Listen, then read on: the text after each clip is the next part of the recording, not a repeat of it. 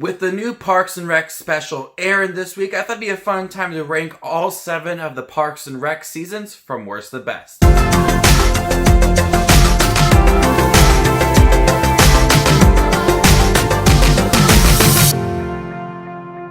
Hey everybody, my name is Justin. I love to watch movies. If you guys love to watch movies too and Parks and Rec, you guys are in the right spot. Make sure to hit the subscribe button down below and click that bell notification for more up and coming videos. We are getting a new Parks and Rec special this week for coronavirus and seeing how Leslie Knope kind of handles all of that. So I started to watch some of Parks and Rec to kind of get prepared for this upcoming special. And I wanted to rank all 7 seasons from worst to best. Now keep in mind, disclaimer, none of these seasons are bad. Each season is special in its own way, but with all ranking videos, you gotta rank them from worst to best. How would you rank all 7 seasons of Parks and Rec?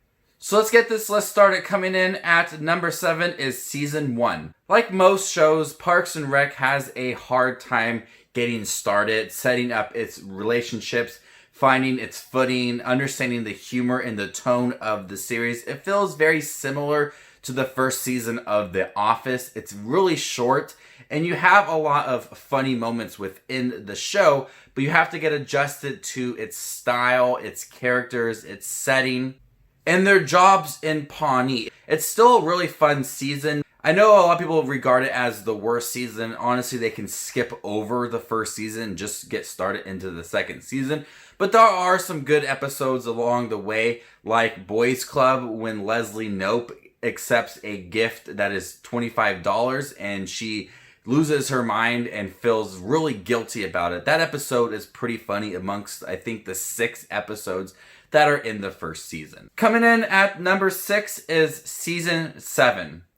Season 7 had a bit of an odd structure. There was a lot of time jumps. They were trying to wrap up certain storylines for the characters. Each character felt like they got a good send-off, even if it was years past our regular timeline. I like that certain episodes focus on just one character, like Jerry when he became the mayor. Certain episodes like that made me appreciate some of the characters a little more, and some storylines felt a little bit weaker, and some falling outs like we had with Ron and Leslie Knope, which was a bit heartbreaking to see the 2 characters kind of hate each other. But that allowed for some character growth and development for the 2, and they had a really touching episode within season 7. It's not the best season. It does try its best to wrap up the storyline for everybody and giving everybody a proper send-off. There's a lot of funny moments within season 7, but the structure and the time jumps but make it for one of the least memorable seasons of the bunch. Coming in at number 5 is season 2. The show started to find its footing in season 2. We were introduced to Ben and Chris, who were just side characters in season 2. They weren't in it that much. We also got introduction to John Ralphio, who is easily the funniest character in the entire series. We started to understand some of the relationships, the characters, their personalities in season 2, and you got adjusted to the tone and the style of humor, and I found a lot of humor within season 2. Watching Ben and Chris kind of feel adjusted to the characters as well. Get a little more of April and Andy. You were starting to find favorite characters, find personalities that you liked within season 2. And it started to finally take off. There was no pit, and it allowed for them to focus on building the park. Coming in at number 4 is season 6. A lot happens in season 6, and you could tell that they're slowly starting to wrap up the series. This is when Chris and Ann leave the show. There's the merger between Eagleton and Pawnee, and we bring in some new characters that felt like just placeholders for the show and really didn't do much for me. Andy is in London, and he finds someone in London that's just like him. But I think the best part about this show, and unfortunately is something terrible for Leslie Knope, is being recalled. But she rises from that and has the Unity concert, and you have a touching moment with the Little Sebastian song at the end.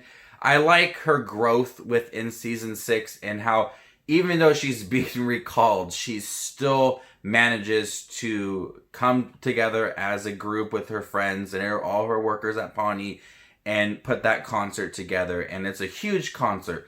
And I really love that about Leslie Knope, is she's so determined, and we see that throughout the whole entire show. But this really proved that she is such a great character. Coming at number 3 is Season 5.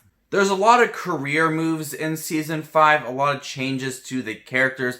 We have Ron, who meets Diane. Ben and Leslie get married. Leslie finally gets to be the city councilwoman. The better moments is when April and Ben start to become friends. This is when the show really starts to have some political satire. We get to see some higher up people and watching Leslie Knope interact with them. There were so many big moments within Season 5. And the season added a lot to the characters while maintaining that humor that we know for them, their personality. Some moments were really endearing.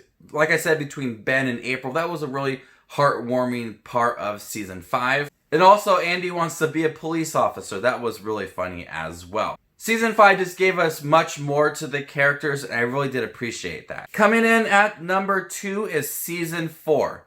Season 4 had a really good beginning, middle, and end. This is all focused on Leslie's campaign. We have Paul Rudd in the show as Bobby Newport, who is such a funny character. One of the standouts is the ice skating rink rally and watching them all try to navigate to the small little stage they have set up in the middle of the ice skating rink. Moments like that appear a lot in Season 4. They're really ridiculous. It's really funny. Watching all of the characters interact with each other, you're starting to really understand their relationships, find those funny characters, relate to them. They're really popular as well. By Season 3 and Season 4, it was becoming a really good sitcom, and you loved all of the relationships and the show. It just became one of the best shows for me. And Season 4 was just a great season overall. The ongoing storyline is what really helped this season become one of the best. But coming in at number 1 is the 3rd season. This is when a lot of things were set up for relationships and characters that we know for the rest of the series. This is when April and Andy started to date and eventually got married within that same season. We got the introduction of the iconic Lil Sebastian, and then immediately he was taken away from us. You could tell that everybody just felt like a great group of friends, even if they kind of argue with each other here and there, and April didn't want to be friends with anybody. You could tell that each character really interacted well with another character, and that's really hard for shows to do. Shows like Friends, you could take any character, really, and place it with another character, and it would just be fine.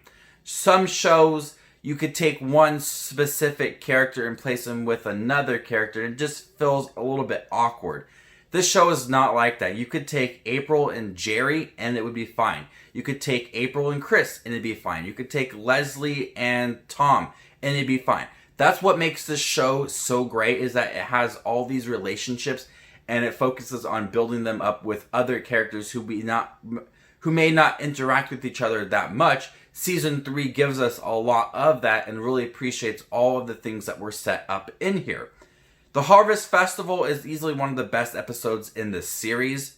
Season 3 is easily one of the best seasons of like any show I've seen. The way that they handled the humor and the moments and all of the characters, it easily stands out as the best season of any season, and that's when the show really just took off.